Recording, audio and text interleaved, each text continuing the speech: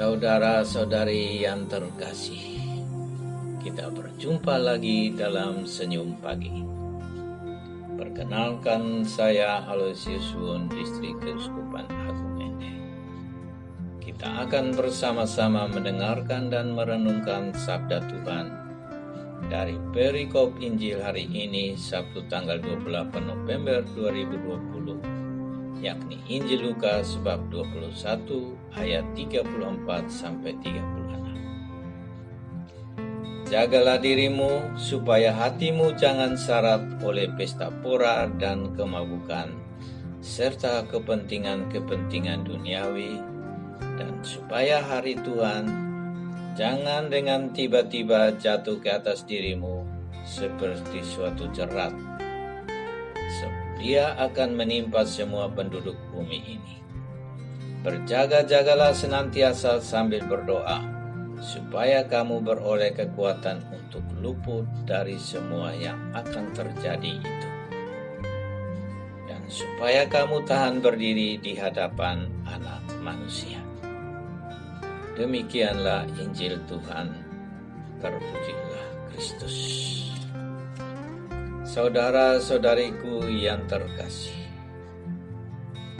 Alex Kendrick, seorang produser film yang ternama di Amerika, pernah berkata, sikap hatimu adalah aroma hatimu.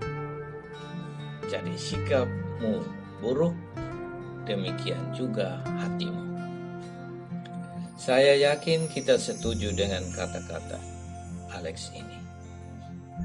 Apa yang ada dalam hati seseorang akan tampak dengan jelas dalam sikap dan tingkah lakunya.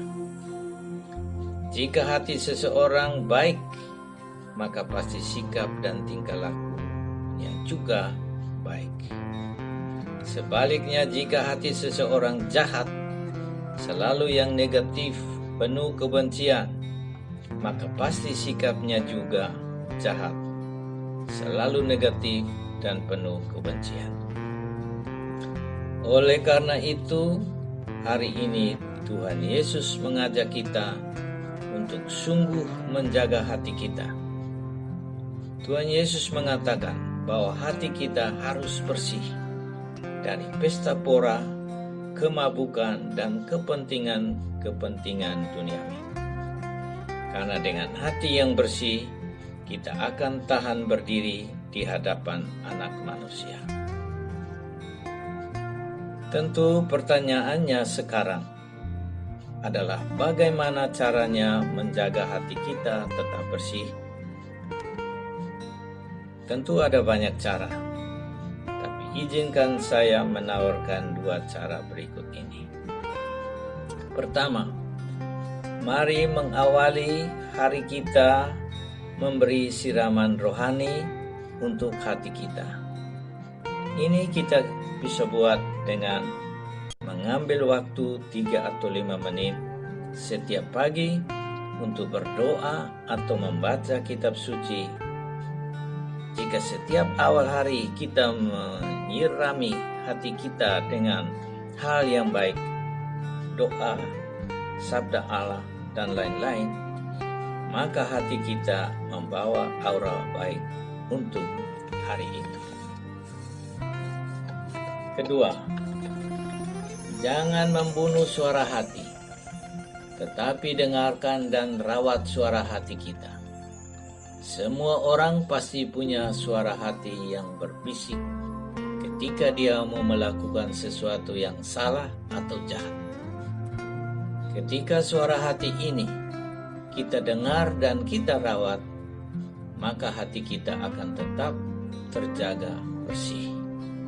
Sebaliknya, orang yang sering melawan suara hatinya, membunuh suara hatinya, adalah orang yang meninggalkan kebaikan dari dalam hatinya dan menggantikannya dengan hal yang jahat.